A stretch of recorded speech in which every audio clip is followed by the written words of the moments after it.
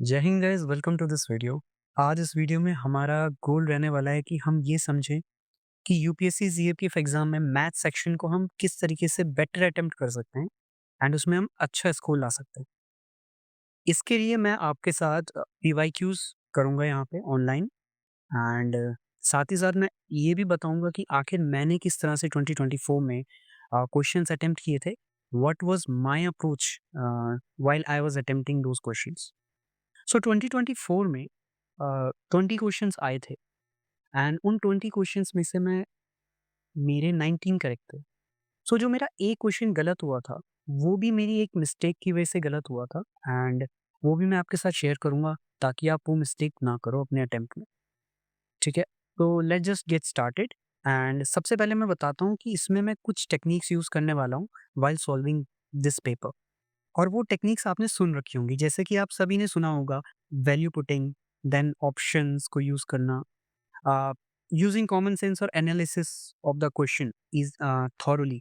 ताकि आपको कई बार ऐसा होता है कि आंखों के सामने आंसर होता है बट हम देख नहीं पाते हैं, है ना? So using that analysis and common sense and also assumption method. So ये सारी की सारी टेक्निक्स मैं यूज़ करता था अपने एग्जाम के दौरान। और आप कैसे उस चीज़ को रेप्लिकेट कर सकते हैं अपने एग्जाम में positively. So let's just get started with the questions. So सबसे पहले जो क्वेश्चन मेरा था 46 नंबर से स्टार्ट हुआ था, सेट ए था मेरे पास एंड पहला क्वेश्चन जैसे ही मुझे दिखा, मैंने डिसाइड कर लिया था मैं इस क्वेश्चन को अटेम्प्ट नहीं करूंगा। सो आप देख सकते हो मैंने यहाँ पे एक सर्किल किया हुआ है क्वेश्चन नंबर पे एंड ये सर्किल उन क्वेश्चंस में मैं करता था जिनको मैंने फर्स्ट टाइम में छोड़ दिया है, जो मैं बाद में करूंगा ही अटेम्प्ट, ठीक है? सो ये क्वेश्चन मैंने सर्किल किया और मैं आगे बढ़ गया था। लेकिन अभी मैं आपके साथ शेयर करूँगा इसका आंसर कैसे करना है। तो सिंपल सा क्वेश्चन है कि यहाँ पे आपको एक सीरीज़ दे रखी है एंड उसको बोला है कि इज़ डिवाइडेड बाय 8, अगर इसको 8 से हम डिवाइड करेंगे तो हमारा कितना रिमाइंडर बचेगा। सो सुनने में थोड़ा-सा कॉम्प्लिकेटेड लगता है बट जब हम इसके सॉल्यूशन की तरफ जाएँगे, तो हमको लगेगा कि यार ये तो बहुत आसान सा क्वेश्चन है। So let's just go to it, ठीक है? सो यहाँ पे हमारे पास ये कुछ सीरीज़ है। अगर आप देखो तो पहला टर्म इस सीरीज़ का है हमारे पास 1, ठीक है? Then 1 plus 2, then 1 plus 2 sorry plus नहीं है, मल्टीप्लाई है। सॉरी, ठीक है? ये मल्टीप्लाई होगा बीच में। सो 1 इंटू 2, तो यानी कि 1 इंटू 2 2 होता है, then 1 into 2 into 3 is 6 and similarly this series continue. लेकिन आपने देखा होगा जैसे ही मैं 4th टर्म पे पहुँचूँगा यहाँ पे, तो यहाँ पे मेरे पास 4th टर्म में 2 भी आ रहा है और 4 भी आ रहा है। और जब भी कभी 4 और 2 मल्टीप्लाई होंगे तो क्या बनाएगा? 8 तो बनाएगा ना? एंड इससे हमको एक चीज़ पता चल गई कि इसके आगे जितनी भी टर्म्स आएँगी, उन सब टर्म्स में 8 तो इन्वॉल्व होगा ही। तो अगर 8 है और उसको मैं डिवाइड करूँगा 8 से तो वो तो कट ही जाएँगे। तो आगे वाली जितनी भी टर्म्स हैं वो पूरी तरह डिविजिबल होंगी किससे? 8 से। तो हमको सिर्फ़ ये आगे की टर्म्स देखनी है कि क्या ये डिविजिबल हैं 8 से? और अगर नहीं है तो रिमाइंडर कितना बच रहा है? तो हमने देखा यहाँ पे 6 + 2 + 1 यानी कि 9, 9/8। तो आपको देख के पता चल रहा है कि 1 रिमाइंडर बचेगा। सो मेरा आंसर क्या था? 1। तो ये बहुत ही ईज़ी क्वेश्चन था, बट थोड़ा-सा आपको सोचना पड़ता है। मैंने भी टाइम लगाया है इसमें, ऐसा नहीं कि पहली नज़र में मुझे आंसर पता चल गया था, नहीं। तो मैंने पहले इसको लीव कर दिया था and then I came back later on. Now जो नेक्स्ट क्वेश्चन है वो बहुत ही सिंपल क्वेश्चन है। आई थिंक 99% बच्चे इसको आराम से करते हैं। एक एंगल बोला है, the angle made by the sector having 1/6 of the area of semi circle. Now इसको तो आपको सिंपली पता है, देखिए कि एक सर्किल का जो डिग्री होती है वो कितनी होती है? 360 होती है। अब उसका भी 1/6 करना है एंड क्योंकि सेमी सर्कल है तो हाफ कर दो।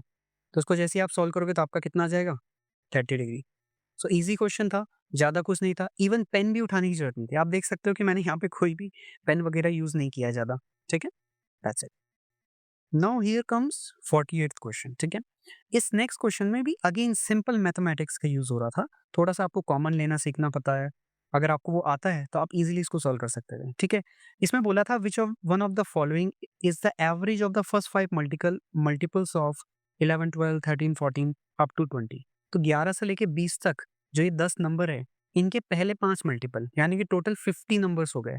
अब 50 नंबर अगर आप ऐड करने बैठोगे so that will be a very troublesome thing, है ना? तो आपको ऐड नहीं करना है, आपको उनमें एक सीरीज़ ढूँढनी है। अब वो सीरीज़ क्या होती है? कॉमन ले लेते हैं ना हम, कहीं पे भी कोई मल्टीपल होता है। सो वो आपको यूज़ करना है।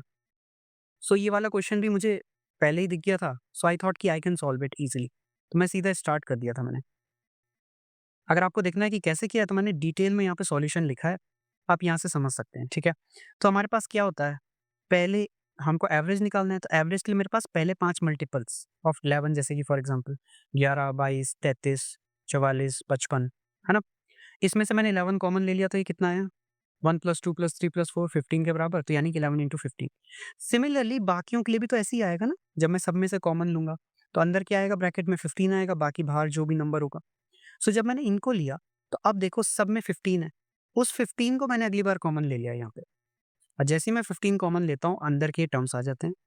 इन सारे टर्म्स को मैंने क्या कर देना है, ऐड कर देना है। सॉरी, यहाँ पे 11 भी होना था, ठीक है? यहाँ पे 11 + 12 + 13 एंड टोटल ऐड करके कितना आएगा आपका? That is 155 into 50। जब आप इसको सॉल्व करोगे तो ये हमको क्या देगा? Total sum. और एवरेज निकालने के लिए हमारे पास जो फॉर्मूला होता है वो होता है total sum upon total number of observation, ठीक है? जो हमारी ऑब्जर्वेशन है, ऑब्जर्वेशन हमारी थी 50, और क्योंकि 50 ऑब्जर्वेशन थी तो डिवाइडेड बाय 50 एंड हमारा आंसर सीधा-सीधा आ गया, दैट इज़ 46.5। थोड़ा कैलकुलेटिव क्वेश्चन था, बहुत ईज़ी था लेकिन, ठीक है? आपको बस कॉमन लेना आना चाहिए, आप ईज़िली इसको सॉल्व कर सकते हैं, ठीक है? So now here this question is statement based. तो ये बोल रहे हैं कौन सी स्टेटमेंट सही है, कौन सी गलत है, आप बताओ, ठीक है? करेक्ट कौन सी है? सो करेक्ट में आप सिंपल सा देखो, पहला है द एवरेज ऑफ 4 नंबर 10, 15, 20, 25, इसका एवरेज निकालो। तो आप जैसे ही आप एवरेज निकालोगे, सबको ऐड करके डिवाइडेड बाय 4, तो आपका 17.5 ही आएगा, तो इट इज करेक्ट। पहली वाली इजी है, ठीक है? सेकंड क्या है? If A B C are three different natural number such that a plus b plus c is equals to abc, then average of them is 3. Now अब इसको ना आप वैल्यू पुटिंग से ट्राई कर लो। अगर a प्लस बी प्लस सी की कुछ value रख के राइट हैंड साइड यानी कि abc के बराबर आ जाता है तो सिंपल है। तो जैसे ही मैं a को 1 रखता हूँ, b को 2 रखता हूँ एंड c को 3 रखता हूँ, तो मेरा इक्वेशन सेटिस्फाई हो रही है। देखो 1 प्लस 2 प्लस 3 कितना होता है 6, एंड 1 इंटू 2 इंटू 3 कितना होता है 6। तो LHS और RHS सेटिस्फाई कर रहा है इक्वेशन, ठीक है? सो इसीलिए मैं बोल सकता हूँ कि अगर मैं a प्लस बी प्लस सी को ऐड कर दूं, दैट इज 6, और उसका एवरेज निकालूं। एवरेज निकालने के लिए हम क्या करते हैं? Sum of observation upon total number of observation, यानी कि अपॉन 3। तो मैं कितना आ रहा है मेरा एवरेज? 2, लेकिन यहाँ पे क्या बोला है? 3, तो मेरा तो 2 आ रहा है। So that's why it's a wrong statement, और क्योंकि ये रॉन्ग है तो इसका आंसर क्या होगा? Only 1। So understand, it's a simple question जहाँ पे हमने क्या यूज कर लिया? वैल्यू पुटिंग यूज कर ली, ठीक है? That's it. So let's move on to the next question. Now this question is very interesting question, ठीक है? अच्छा क्वेश्चन है। अब जब ये क्वेश्चन है तो आप समझो, the ratio of present ages of x to y, ठीक है, is equal to the ratio of present ages of y to z। मतलब सिंपल लैंग्वेज में बोले तो x upon y is equals to y upon z, है ना? If the present age of y is 15, y की value 15 पता चल गई, then which of the following can be the sum of the ages of x plus y plus z? तो y की as आपको पता है, इनका रेशियो इक्वल है आपस में, एंड हमारे पास क्या चीज है हमको निकालना है, that is x plus y plus z. अब सिंपल सा क्वेश्चन है, इसके सॉल्यूशन पे चलते हैं, ठीक है? ये मेरे को थोड़ा समझाना पड़ेगा, बट ये भी हम किससे करेंगे? ऑप्शन से करेंगे इस वाले क्वेश्चन को। No here, let's see. हमारे पास क्या है? x upon y is equal to y upon z, ये हमको दे रखा है, तो इसको मैं क्रॉस मल्टीप्लाई किया तो y square equals to x z. अब जैसे ही एक्स जेड की वैल्यू आई तो वाई की वैल्यू तो मुझे 15 गिवन थी, तो मैंने 15 रखी, तो एक्स और जेड की वैल्यू कितनी आ रही है? 225। क्लियर? नाउ अब देखो हमारे ऑप्शन में क्या था, हमको दे रखे हैं 4, और ये जो ऑप्शन है वो हमको क्या बता रहे हैं? X plus y plus z की वैल्यू। अब इसमें से मैं y की वैल्यू माइनस कर दूं अगर 15, तो मेरे पास x प्लस जेड की वैल्यू आ रही है। तो पहले ऑप्शन से मेरी x प्लस जेड की वैल्यू आती है 20, दूसरे ऑप्शन से आती है 25, तीसरे ऑप्शन से 34 एंड चौथे ऑप्शन से 40। नाउ इसके बाद क्या है? आप क्वाड्रेटिक से भी सॉल्व कर सकते हो, आप assumption से भी कर सकते हो। मैंने एक कॉमन सेंस लगाया। देखो, आपको एक चीज पता है, x और z क्या है? प्रोडक्ट होके या मल्टीप्लाई होके 225 ही बनाएंगे। तो एक काम करो ना, 225 का फैक्टराइजेशन करो, क्योंकि जो आपके पास ये नंबर्स हैं, एज जो है ये कभी भी फ्रैक्शन में, पॉइंट में तो है नहीं, तो यानी कि नेचुरल नंबर आना चाहिए। तो यहाँ पे ट्राई कर लो क्या-क्या कॉम्बिनेशन बन सकते हैं। तो एक तो ये बन सकता है 25 प्लस 9, एक बन सकता है 15 प्लस 15, दूसरा बन सकता है 45 plus 5 and last one 75 plus 3। तो जैसे ही आप ये वाला देखते हो ना, दैट इज़ योर 25 प्लस 9, तो आपको दिखता है 34, एंड यहाँ पे हमने एक ऑप्शन में देखा था, ये था हमारे पास ऑलरेडी 34। सो ये मैच कर रहा है। सो यहाँ पे हमारे पास क्या आ जाता है? सीधा-सीधा आंसर। तो मेरा option number 3 becomes correct. Clear? थोड़ा सा कंफ्यूजिंग हो सकता है, एक बार आप फिर से देखना, सॉल्यूशन देखना। If you have any doubt you can ask me again on my Telegram channel, I will help you out. ठीक है? Okay, so let's just move to the next question. तो आप देख सकते हो कि इस क्वेश्चन में भी मेरे को इतना कोई इशू नहीं आया, I just went with it और मुझे दिख गया था ये क्वेश्चन कि ऑप्शन से ही सॉल्व होगा। इसमें आपको ऑप्शन ही यूज करने हैं। ठीक है? ये काइंड ऑफ रीजनिंग क्वेश्चन था आपका। Okay, now next question 51। देखो ये बहुत ही आसान क्वेश्चन था, ये देखते ही सॉल्व हो रहा था। कैसे? देखो ये x plus one upon x equals to 2 दिया है, आपको बोला इसकी वैल्यू निकालो दूसरे की। अब आप सिंपल सा एक, सबसे पहले आप क्वेश्चन ही पढ़ लो। हम ना इस पे चले जाते हैं लास्ट वाले पार्ट पे। देखो x plus one upon two, अगर x की वैल्यू सोचो 1 रही होती तो 1 प्लस वन अपॉन वन कितना होता है? 2 के बराबर ही तो होता है। सो इक्वेशन सेटिस्फाई हो रही है डायरेक्टली। सो आपको पता चल रहा है कि x की वैल्यू 1 ही है और अगर x की वैल्यू 1 है तो आप डायरेक्टली क्या कर सकते हो, x की वैल्यू 1 रखोगे, 1 की पावर 32 भी 1 ही होता है, तो सॉल्व करके कितना आएगा आंसर? फिर से 2 ही आएगा। क्लियर? सो डायरेक्टली आप वैल्यू पुटिंग से सॉल्व कर रहे हो, इसमें आपने सिर्फ क्वेश्चन को एनालाइज किया। ठीक है? इसी को मैं बोल रहा था एनालिटिकल मेथड। क्वेश्चन पढ़ो, वरना बहुत सारे बच्चे होंगे, इसके लिए एक फॉर्मूला भी आता है, वो 2n square sorry n square minus 2 something एक फॉर्मूला है, उसको यूज करने चले जाते हैं। So don't use that formula, use just your basic analysis. ठीक है? एनालाइज करो क्वेश्चन को आराम से। ठीक है? आप 10 सेकंड ले लो, 20 सेकंड ले लो, 30 सेकंड्स ले लो, बट आराम से पढ़ो। ठीक है? Okay, so it was an easy question, verbally हो सकता है, इसमें आपको पेन भी नहीं उठाना था। ठीक है? Now next question we have from profit loss. अब ये प्रॉफिट लॉस का बहुत अच्छा क्वेश्चन है। Shopkeeper sold a product at 30% loss, had his selling price been 150 more he would have made a profit of 10%। तो सिंपल सी कह रहा है कि आपके पास क्या हो रहा है, शॉपकीपर को 30% का लॉस हो रहा है, अगर वो 150 रुपए ज्यादा में बेचता तो उसको 10% का प्रॉफिट होता। ठीक है? आपको बस यही चीज तो पता लगानी है। नाउ इसका सॉल्यूशन भी मैं आपको आपके साथ शेयर करता हूँ। वैसे इसको यहाँ पे मैंने देखो यहीं पे सॉल्व कर लिया था, बट मैं आपको एक्सप्लेन करने के लिए मैं आपको थोड़ा सा अलग ले जा रहा हूँ, जहाँ पे मैंने इसका क्लियरली सॉल्यूशन किया है। देखिए, यहाँ पे हमारे पास क्या है, मैंने एज्यूम कर लिया let the price be 100x। Price को मैंने 100x माना, तो उसका सेलिंग प्राइस 30% लॉस पे यानी कि 70x होगा। 100 का 70%, है ना? देन हमारे पास क्या है, ये ओल्ड एसपी जो है इसमें अगर 150 को ऐड कर दे, यानी कि अब जो नया एसपी है वो 150 ऐड हो जाए, तो वो क्या हो जाएगा, 10% प्रॉफिट देगा। यानी कि 100 में 10% ऐड करो कितना होता है, 110 ना। सो यानी कि 110 टाइम्स ऑफ एक्स। सो यही इक्वेशन आपके पास बन गई। अब इस इक्वेशन को सॉल्व करो तो एक्स की वैल्यू हमारे पास कितनी आती है, 15/4, और हमारे पास सीपी कितना था हमारा, 100 इंटू एक्स, यानी कि 100 into 15/4, and our answer comes out to be 375। Clear? ये थोड़ा मैंने डिटेल में यहाँ पे लंबा सा करके बताया है, आपको इतना लंबा करना नहीं है। आप यहाँ पे देख सकते हो जैसा मैंने पेपर में सॉल्व किया था, छोटा सा। ठीक है? और मैंने 100x भी नहीं लिया था, मैंने उसको 10x लेके किया था। ठीक है? आप कुछ भी एज्यूम कर सकते थे, है ना, जो आपको कंफर्टेबल लगे। मैंने 100 इसलिए लिया ताकि परसेंटेज में किसी भी कैंडिडेट को दिक्कत ना हो, एस्पिरेंट को प्रॉब्लम ना आए। Clear? So I hope this much is clear. So let's move on to the next question. So next question हमारे पास आता है, क्वेश्चन नंबर 53। नाउ अगेन ये क्वेश्चन हमारे पास किसका है, time and work kind of. ठीक है? एबीसी ने वर्क किया 20 डेज, 25 डेज, 30 डेज में कर सकते हैं complete.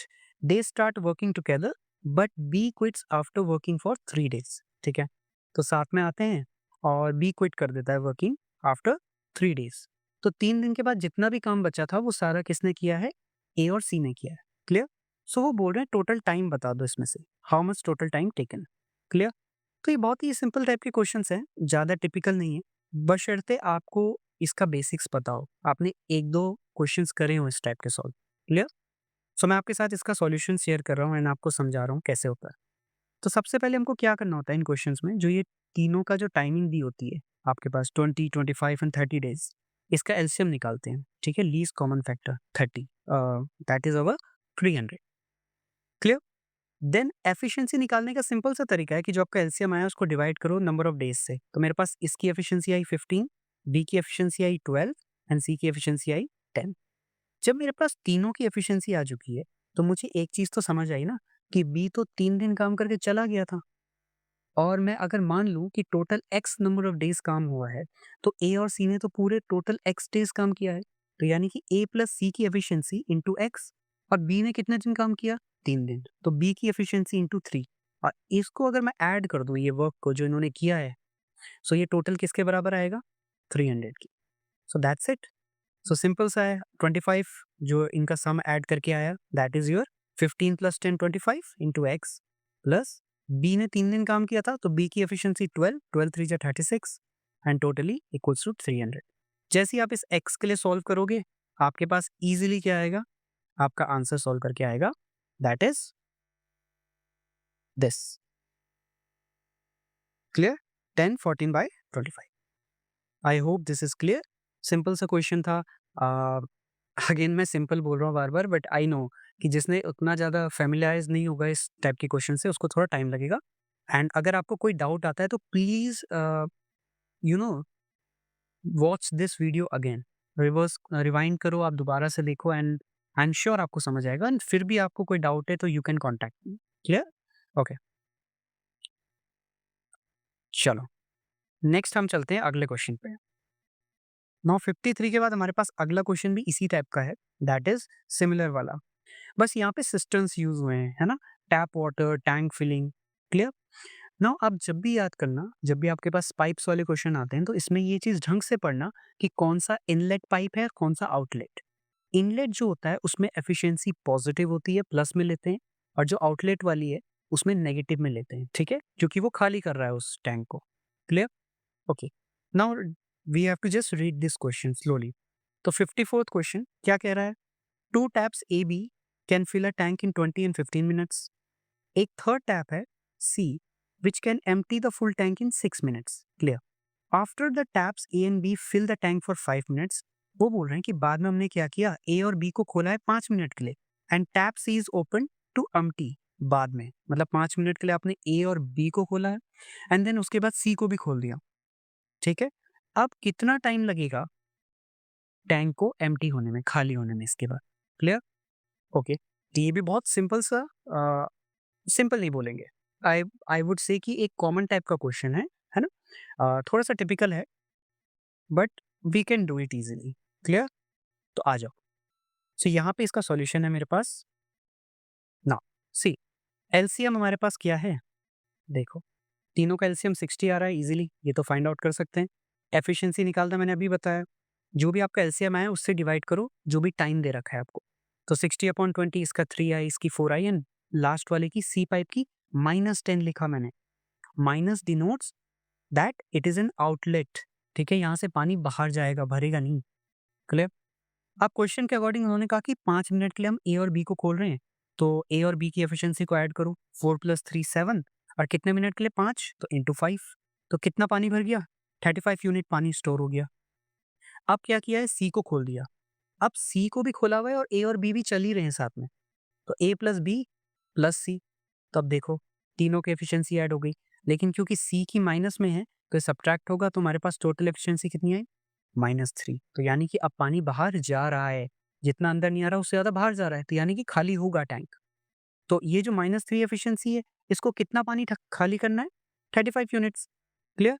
So 35 units divided by 3, तो आपके पास आंसर आ गया।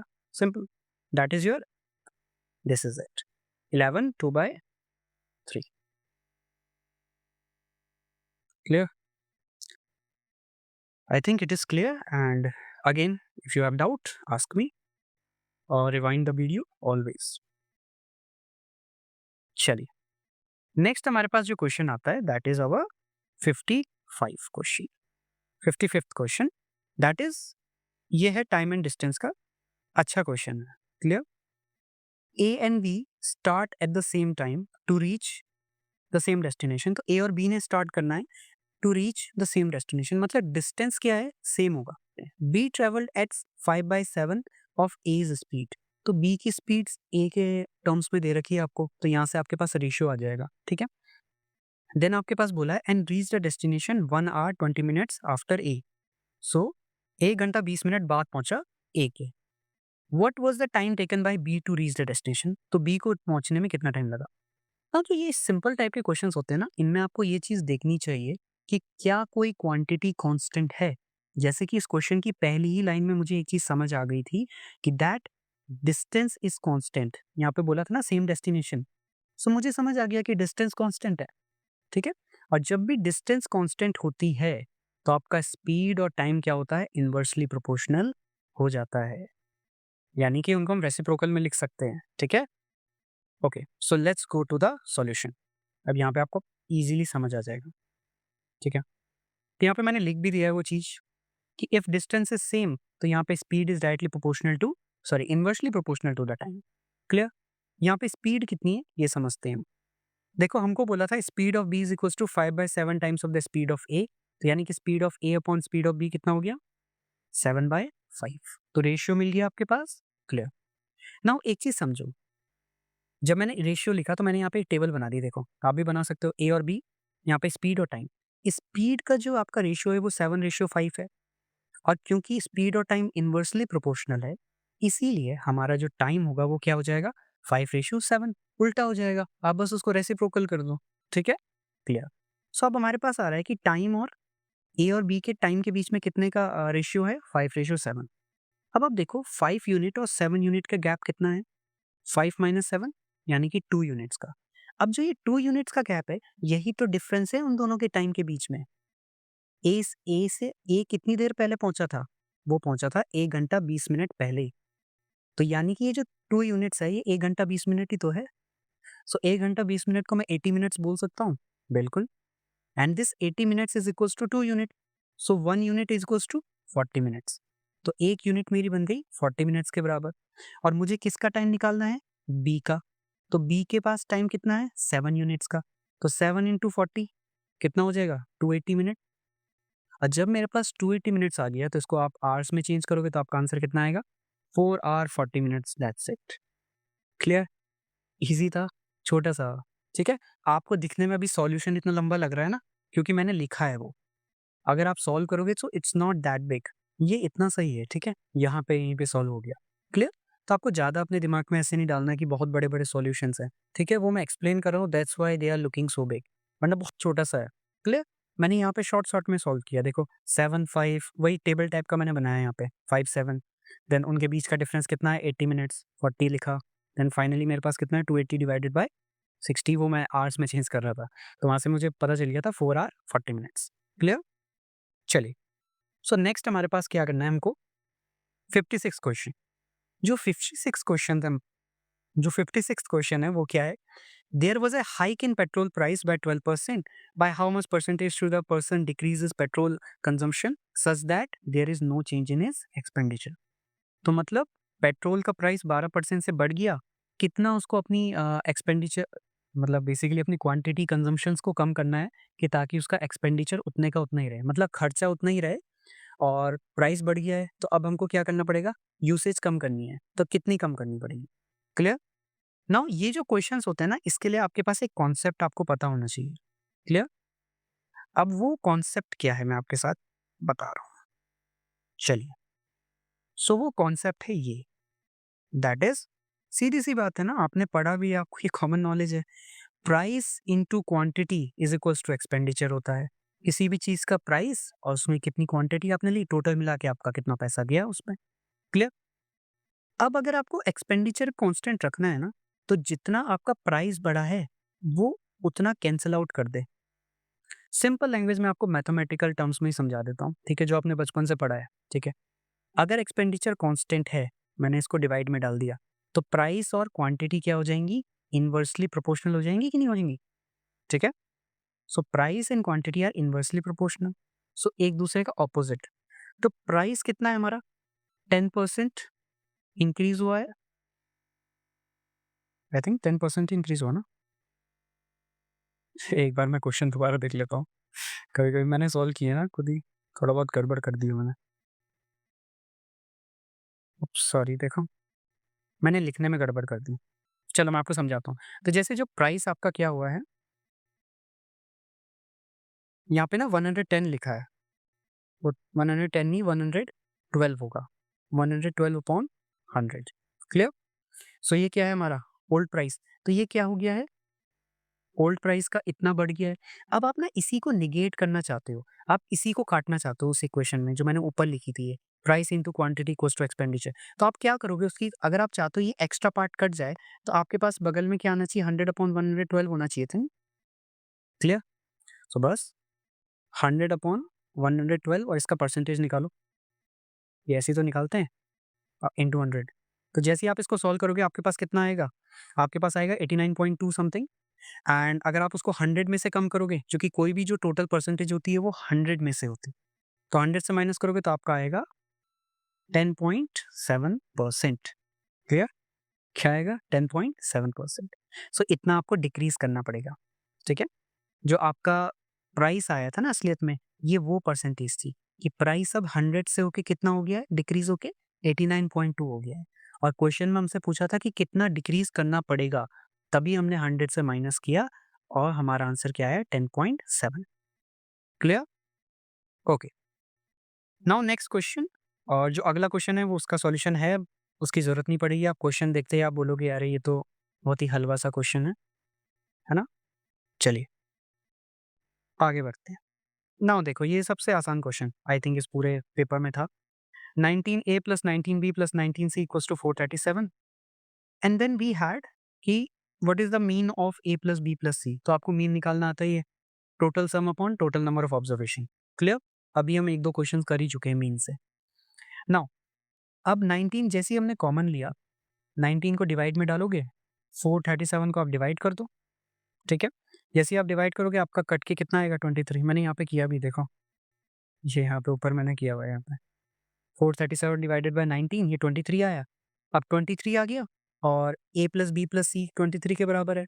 और आपको मीन निकालने के लिए क्या करना पड़ेगा, कितने टर्म्स है, 3 टर्म्स है, तो यानी कि डिवाइडेड बाय 3। तो मैंने यहाँ पे करा भी है, देखो 23 डिवाइडेड बाय 3 और आपके पास कितना है आंसर, 7.66। छोटा सा देखो, इतना सही सॉल्व है।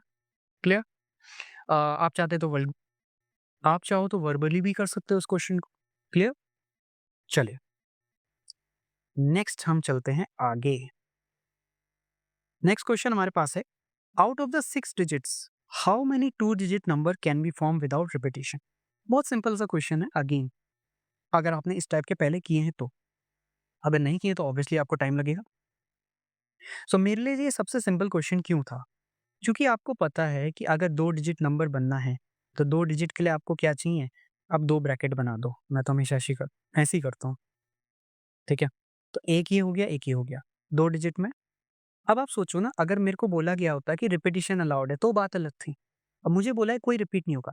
मान लो यहाँ पे मैं कुछ भी एक नंबर रख दूँ, मान लो कि मैंने 1 रख दिया, तो बाकी जो दूसरी डिजिट होगी उसमें मैं कितने रख पाऊँगा? 5 ऑप्शंस बचेंगे ना मेरे पास 6 डिजिट्स में से। That's it. सो पहले वाले में अगर मेरे पास 6 डिजिट रखने के ऑप्शंस है, 6 में से कोई सा भी रखूँगा, तो अगली बार 1 कम होके यानी कि अगले मेरे पास ऑप्शन सिर्फ 5 डिजिट्स ही रख सकता हूँ ना। ऐसे में क्या बना रहा हूँ? पेयरिंग्स बना रहा हूँ। क्लियर? सो ये कितना हो गया, 6 और 5 यानी कि 6 इंटू 5 30, 6 5 जा 30, दैट्स योर आंसर। क्लियर? इसमें परम्यूटेशन कॉम्बिनेशन का फॉर्मूले भी लगते हैं। क्लियर? बट आपको उसको लगाने की जरूरत नहीं, सिंपल सा आप सोचो कि कितने आपके पास नंबर्स अवेलेबल हैं जो आप उस ब्रैकेट में डाल सकते हो। तो मुझे पता है पहले वाले ब्रैकेट में मेरे पास 6 के 6 अवेलेबल हैं, 6 में से मैं कोई सा भी एक डाल सकता हूँ ना। अब जो मैंने डाल दिया अगले ब्रैकेट में मैं उसको नहीं डाल सकता, तो वो माइनस हो गया। तो बचे कितने नंबर्स मेरे पास? 5। तो पहले में 6, दूसरे में 5 यानी 6 5 जा 30, हेंस डन। क्लियर?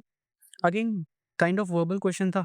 अब मेरे को भी थोड़ा टाइम लग रहा था। देखो मैंने इसको राउंड किया था, मैंने पहले सॉल्व नहीं किया इसको, तो मेरे लिए भी डिफिकल्ट था थोड़ा-सा, क्योंकि मैं परम्यूटेशन कॉम्बिनेशन उतना ज़्यादा किया नहीं हूँ।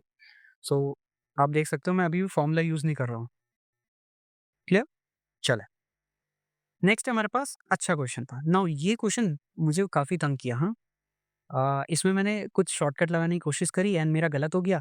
तब मैं इसको ये टिक मार के बाहर चला गया। तब मैंने दूसरे क्वेश्चन को अटेम्प्ट किया था, मुझे याद है। सो ये क्वेश्चन मैं यहाँ पे ये ना ये फेल हो गया मेरा। ये यहाँ पे जो मैंने किया है ना ये गलत किया। ये मेरे से सॉल्व नहीं हो पाया आगे जाके। क्लियर? तो ये अच्छा क्वेश्चन था जो मैंने बाद में एंड में जाके सॉल्व किया था। ये सही हो गया था। नेक्स्ट मतलब इसका सॉल्यूशन मैं आपके साथ शेयर करता हूँ। क्लियर?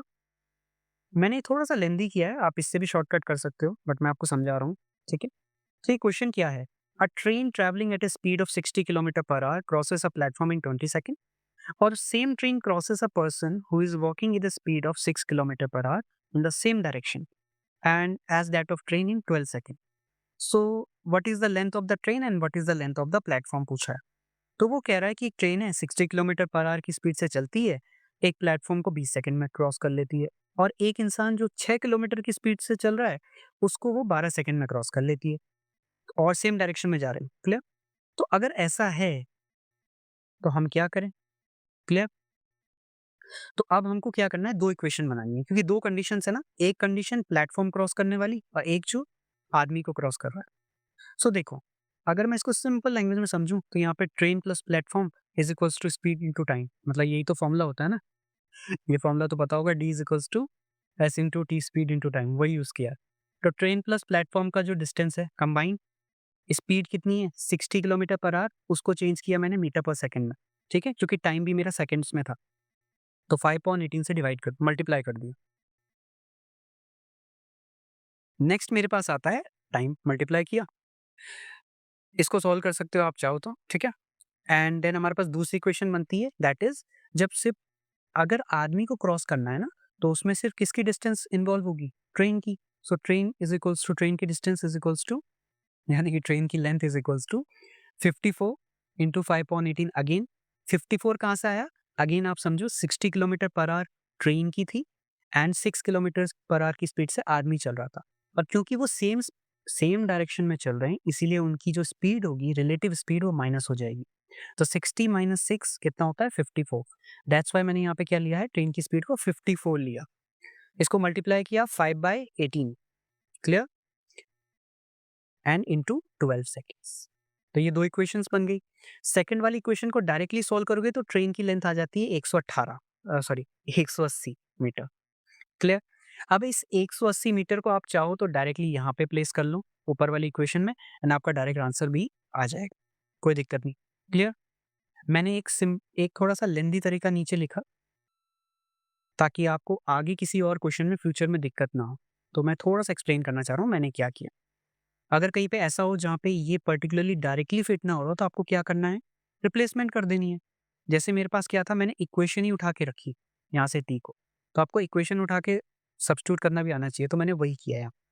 तो जैसे ही आप करोगे तो आंसर आपका वही आएगा, किसी भी मेथड से करो, that is your answer will be, sorry वो थोड़ा सा हाइलाइटर अटक गया था। सो ये हमारा आंसर था। तो इसको सॉल्व करने का तरीका मैंने आपको बताया कि आप डायरेक्टली यहाँ पे जो हमारी 180 आई है वैल्यू, इसको प्लेस कर सकते हो पहली वाली इक्वेशन में एंड आंसर डायरेक्टली आ जाएगा, क्लियर। ओके। तो इस क्वेश्चन में मुझे भी काफ़ी टाइम लगा एंड मैं बोल रहा था कि मैंने लास्ट में आके इसको सॉल्व किया। सो आपको भी ध्यान रखना है कि अगर कोई क्वेश्चन आपका 1 मिनट से ज़्यादा ले रहा है, सो उसको लीव आउट करो, आप बाद में आओ उस पे, ठीक है? आपका बाकी पेपर नहीं छूटना चाहिए उसकी वजह से, क्लियर? चलिए, नेक्स्ट हमारे पास है नेक्स्ट क्वेश्चन, जो अगेन थोड़ा-सा अच्छा क्वेश्चन था। पढ़ने में बच्चे थोड़ा घबरा जाएँगे, बट बहुत ही अच्छा क्वेश्चन था।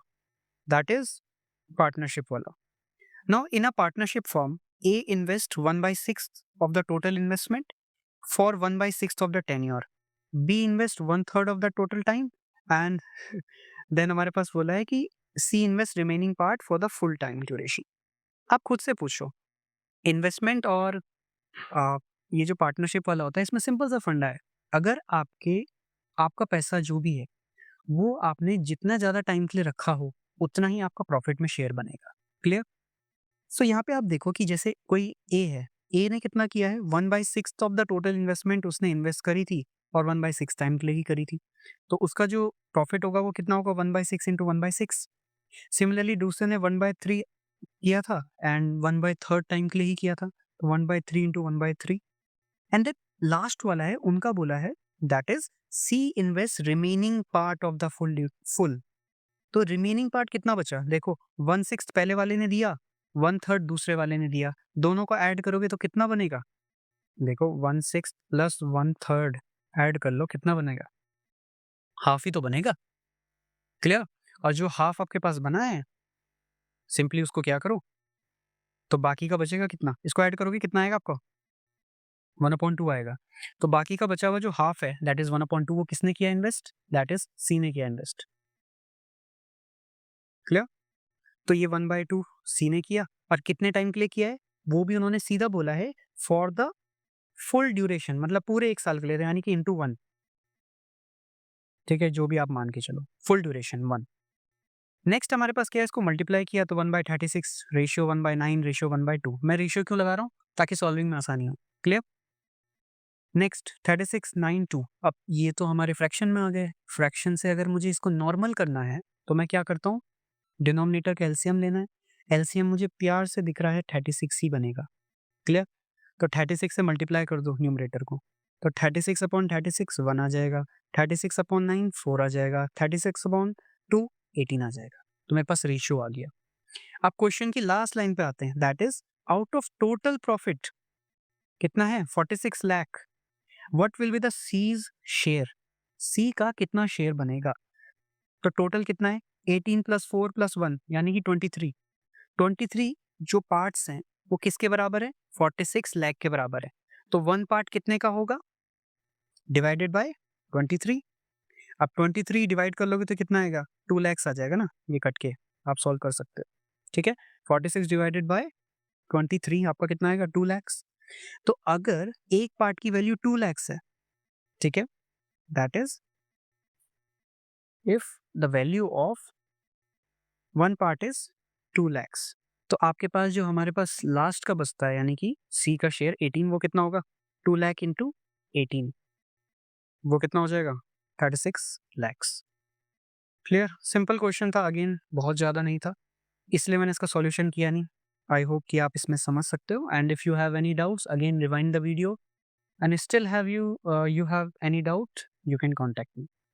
ठीक है, okay, let's move to the next very interesting question. ठीक है, बहुत ही अच्छा क्वेश्चन है, आपको बहुत अच्छा लगेगा, और ये थोड़ा सा आपका रीजनिंग क्वेश्चन है। ठीक है, आपको मजा आएगा इसको देख के, इसका solution. Clear? Now the sum of the ages of A and B is 22। A और बी की जो एज का सम है वो 22 है, और the product of their edges 2 years back, 2 साल पहले उनकी एजेस का जो प्रोडक्ट था, मल्टीप्लाई था, वो 77 है। नाउ दे आर सेइंग, देखो ये इसमें फिर प्रॉब्लम कर गया। नाउ देखो, तो जो ये दो उनकी एजेस का 2 साल पहले का जो मल्टीप्लाई है यानी प्रोडक्ट है वो 77 है। Which one of the following value is the difference of their current ages. अभी उनकी करंट एज का डिफरेंस बताना है, बहुत सिंपल क्वेश्चन। ठीक है, कैसे, देखो उनकी एज का प्रोडक्ट 77 है, 77 कैसे बनता है, 7 इंटू 11, उसके अलावा कोई चांस ही नहीं है। 7 भी प्राइम नंबर है, 11 भी प्राइम नंबर है, कोई और ऑप्शन है नहीं। यानी कि एक की एज 2 साल पहले कितनी रही होगी, 7 रही होगी, और दूसरे की एज 2 साल पहले कितनी रही होगी, 11 रही होगी। तो अभी करंट में कितनी होगी, 7 + 2 9, एंड दूसरे के लिए कितना हो जाएगा, 11 + 2 13। अब सोच लो, अब इनको ऐड भी कर लोगे तो आपका ऐड करके 22 ही बनेगा, जो कि क्वेश्चन में दिया है। क्लियर?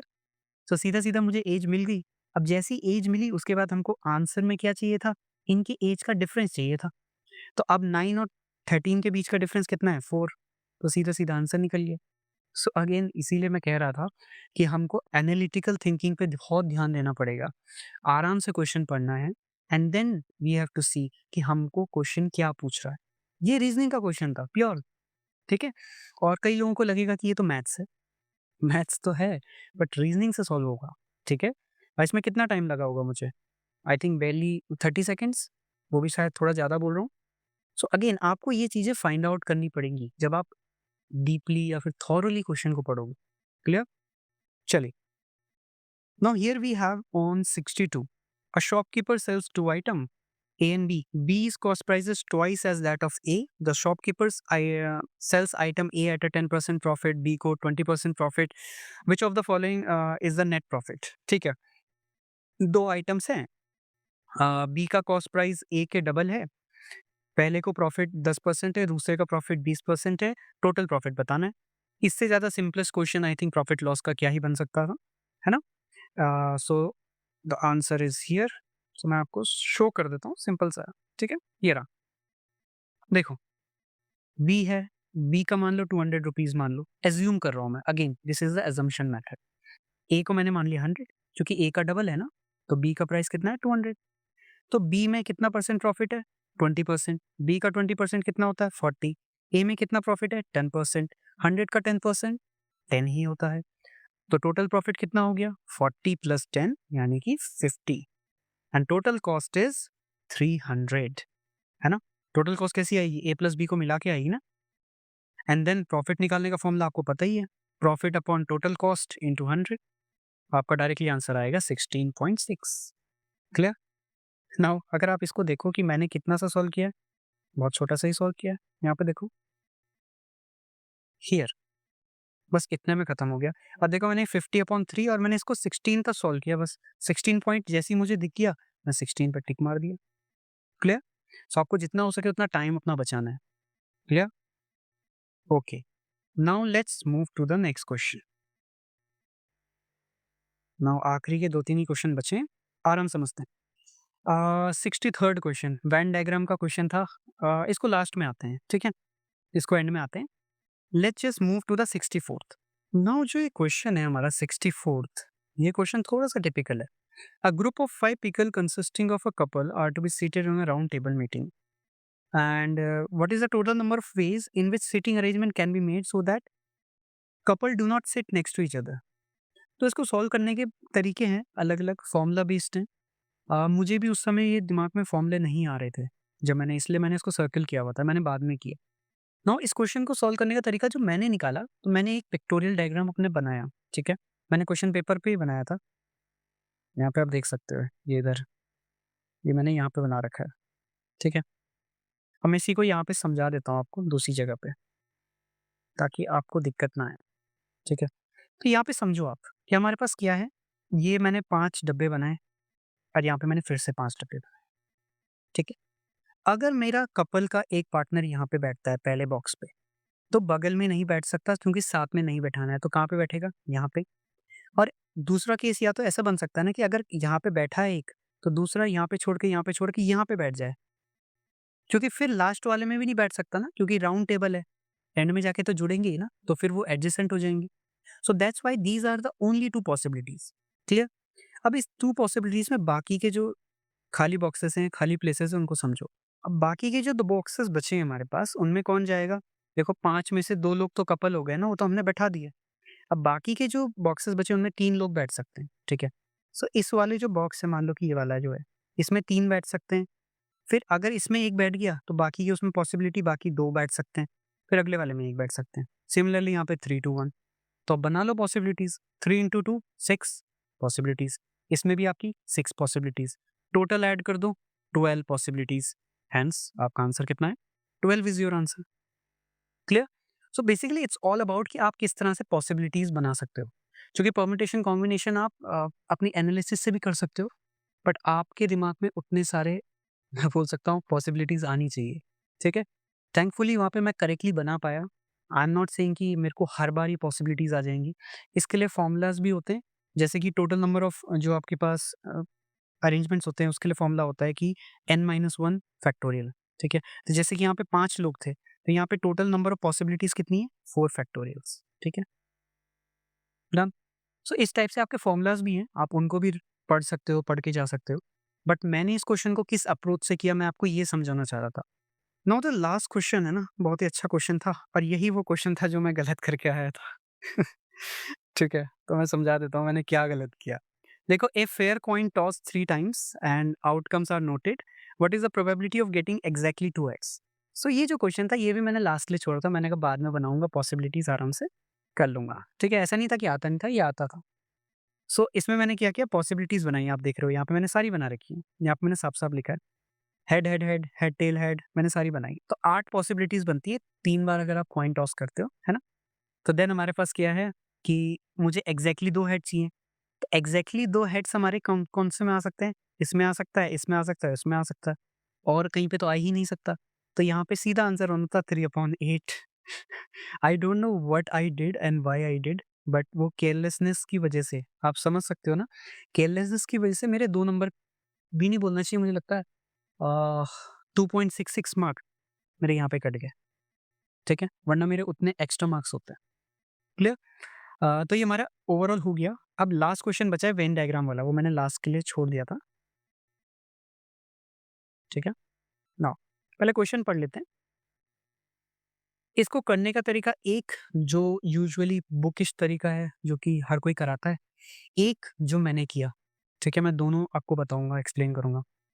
देखो यहाँ पे हम समझते हैं, out of the class of 100 student 25 play at least cricket और football, 15 play at least cricket and hockey, 12 play at least football and hockey and 10 play all three sports. The number of student playing cricket, football and hockey are 50, 37 and 22। Find the number of student who do not play any of the three sports. ठीक है? जो कोई भी game नहीं खेलते वो बताने हैं हमको। क्लियर? ओके। नाउ जरा थोड़ा सा ना इसके डायग्राम पे आते हैं हम पहले। मैं यहीं पे रखना चाह रहा हूँ ताकि आप इजीली समझ भी पाओ। यहाँ पे लिखा है 25 प्ले एटलीस्ट क्रिकेट और फुटबॉल, मतलब क्रिकेट और फुटबॉल का जो हमारा कॉमन एरिया है, हमको 3 सर्किल बनाए हमने, क्रिकेट के लिए, फुटबॉल के लिए एंड हॉकी के लिए। तो क्रिकेट और फुटबॉल के बीच में कितने हैं? ये है हमारे पास 25। आई होप आपको दिख रहा है ये, ठीक है? उसी तरह हमारे दूसरे क्या हैं? 15 play at least cricket and hockey, तो ये 15 आपके cricket and hockey. Then similarly ये 12 आपके हॉकी एंड फुटबॉल वाले हैं। क्लियर? देन वी हैव जो फाइनली आपको पता है कि 10 जो है ना, वो क्या खेल रहे हैं आपके? 10 जो आपके प्लेयर्स यानी स्टूडेंट्स हैं, वो तीनों गेम खेलते हैं, ये बीच में जो है क्रॉस सेक्शन एरिया। डन?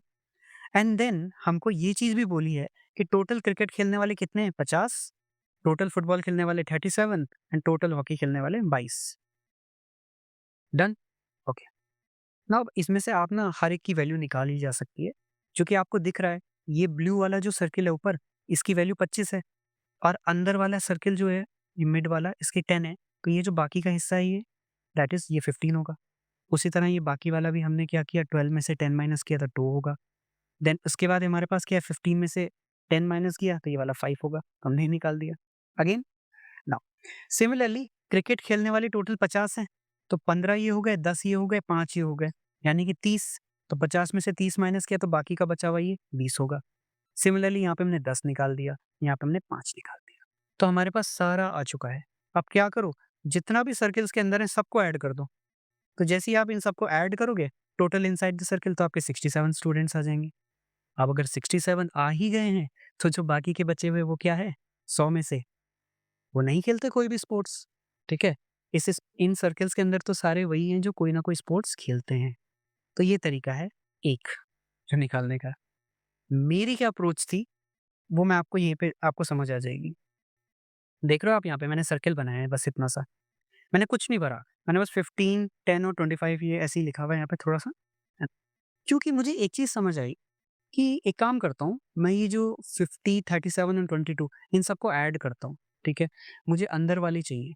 तो मैंने सोचा जो ये अंदर वाला जो पोर्शन है, जो ये 25 वाला है, ठीक है? ये 2 बार काउंट हुआ है, जबकि इसको 1 बार ही काउंट होना चाहिए था, तो मैंने उसको माइनस कर दिया। देन हमारे पास 15 वाला जो पोर्शन है, वो 1 बार ही काउंट हुआ है, तो उसको 1 बार और माइनस कर दिया। एंड देन जो ये वाला पोर्शन था, दैट इज़ योर ये कौन-सा वाला था? दैट इज़ 12 वाला। ये भी 1 बार मतलब 2 बार काउंट हुआ है, तो उसको फिर माइनस कर दिया। और जब ये माइनस हो रहे हैं, तो बीच वाला जो एरिया है, वो 3 बार माइनस हो चुका है ना, वो इंक्लूडेड तो था। सो दैट मीन्स उसको ऐड करना पड़ेगा हमको एक्स्ट्रा। तो हमारे पास तो ओवरऑल क्या बना इक्वेशन? इक्वेशन ऐसी हुई कि 50 प्लस 37 प्लस 22, अब माइनस इसमें हमने क्या किया 25 माइनस 15 माइनस 12 और क्योंकि वो बीच वाला पोर्शन छूट गया था तो प्लस 10। सो आप सॉल्व करोगे आपका आंसर आएगा 67 एंड वो आ गए आपके जो आपको चाहिए था।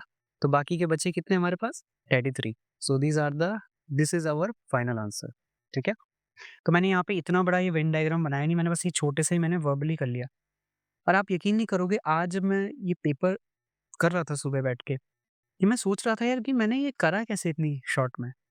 सो मुझे कम से कम 5-7 मिनट लगे इसको सोचने में कि मैंने ये टेक्नीक लगाई थी वहाँ पे। क्योंकि मैंने पेपर में इतना ही लिखा हुआ है बस, जो भी है solve it. So you can understand कि बहुत सारी अप्रोचेस हैं, कोई भी एक फिक्स तरीका नहीं है कोई भी सॉल्व करने का, ठीक है? सो आप कैसे भी सॉल्व कर सकते हो, बट आई ऑलवेज से कि ऑप्शंस आराम से देखो, क्वेश्चन आराम से पढ़ो और उससे ज़्यादा तो मतलब अगर आपने वो 2 काम कर लिए, तो आपको मोस्ट लाइकली आपको आंसर की तरफ जाने का रास्ता दिख जाएगा, ठीक है? तो वही आपको करना है और मेरी तरह वो गलती मत करना जैसे मैंने उस क्वेश्चन में करी, ठीक है? सिली मिस्टेक कि जब आपको आता है आप फिर भी गलत करते हो ना, वो सबसे ज़्यादा चुभता है। अगर आपको कोई क्वेश्चन नहीं आता ना, तब तो कोई मलाल भी नहीं रहता कि चलो आता ही नहीं था। लेकिन कोई चीज़ जो आती है, आपने आधी सॉल्व कर ली एंड देन फाइनली आपने कुछ गलत टिक कर दिया, ठीक है? So please avoid that and these were the all 20 questions that came in 2024 clear? तो ये मैंने सारे करे हैं आपके साथ एंड आई होप आप सब कुछ समझा पाया मैं अच्छे से। मुझे नहीं पता कि कितना आपको मैं समझा पाया। एक तो ये डिफ़िकल्ट भी है क्योंकि ये जो मेरा डिवाइस है ये काम नहीं कर रहा है, थोड़ा हैंग करता रहता है। सो बट आई ट्राइड और ये मैंने दैट्स व्हाई मैंने ये सॉल्व करके अलग से लिखे हैं, ताकि थोड़ा-सा मैं आपको कॉम्प्रिहेंसिवली समझा पाऊँ कि सॉल्यूशंस आपको कैसे करने हैं। क्लियर? और एक और चीज़, आप जो ये देख रहे हैं मेरा क्वेश्चन पेपर है, ये मेरा एज़ इट इज़ है और यही मेरी सॉल्विंग है, जितनी मैंने यहाँ पे करी है, ठीक है? जो क्वेश्चन पेपर पे हो रखी है। इससे एक्स्ट्रा मैंने एक भी सॉल्विंग नहीं करी है। एक लास्ट पेज पे जो मैंने आपको बताया था वो टाइम एंड डिस्टेंस वाला ये है, जो मैंने बाद में जाके सॉल्व किया था। This is the only extra part which I did in the rough. So आपको मैं इसकी वजह से सिर्फ ये समझाना चाह रहा हूँ कि सीएपीएफ का पेपर में उतना ज़्यादा आपको पेन यूसेज नहीं है जितना आप सोचते हो। उतनी डिटेल्ड मैथ्स नहीं आती है जितनी आप सोच रहे हो।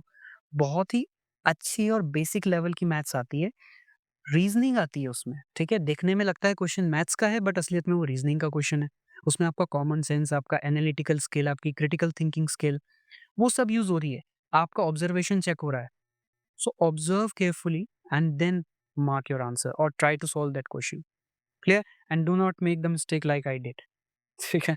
That is the only advice from my side and these were my approaches मैंने आपके सबके साथ बोली एंड मैं एक और चीज़ बता दूँ कि जब मैंने पेपर स्टार्ट किया था पेपर 1 सो फर्स्टली मैंने सारे जीएस के अटेम्प्ट किए, मैथ्स और रीज़निंग की तरफ मैंने देखा भी नहीं एंड देन जब मैंने एक बार जीएस का पूरा खत्म कर लिया एक रीडिंग में, देन मैं वापस आया, दूसरी रीडिंग में तब मैंने मैथ्स और रीज़निंग स्टार्ट करना मतलब स्टार्ट किया और उसमें भी मैंने जो क्वेश्चन मुझे मुश्किल लगे, वो मैंने क्या करे सर्किल करे। जैसे कि आप देख सकते हो 65th क्वेश्चन हो गया, 64th क्वेश्चन हो गया, ठीक है? इवन पहला क्वेश्चन जो हमने किया था, वो भी मैंने क्या किया सर्किल कर रखा है क्योंकि मुझे लगा वो टिपिकल है। सो मैंने उसको छोड़ दिया उस समय के लिए, आगे बढ़ गया एंड देन नेक्स्ट रीडिंग में जब मेरे पास लास्ट में टाइम बचा, तब मैं इन चीज़ों को सॉल्व करने वापस आया। क्लियर? सो प्लीज़ इस चीज़ का ध्यान रखें कि आपको अटकना नहीं है क्वेश्चन में। अगर कोई क्वेश्चन 1 मिनट से ज़्यादा ले रहा है मैथ्स का, तो उसको छोड़ दो, आगे बढ़ो, ठीक है? So that's it. I hope this video was helpful to all of you और अगर कोई भी आपको डाउट आता है या आपको ऐसा लगता है कहीं पे मैं अच्छे से नहीं समझा पाया आपको वीडियो में अ, हो सकता है क्योंकि कम्युनिकेशन थोड़ा-सा लैगी हो जा रहा था बीच-बीच में भी। सो आप मुझे कॉन्टैक्ट भी कर सकते हैं। पहले तो आप वीडियो को रिवाइंड कीजिए, अगर आपको फिर भी वो समझ नहीं आता है वो part, then you can contact me on my Telegram channel and I will definitely help you out as soon as possible. Okay, so that's it from my side. Keep supporting, keep preparing, believe in yourself and just be positive and do your best. One last month is remaining, and I wish to see you, and I wish to see all of you in uniforms. Okay,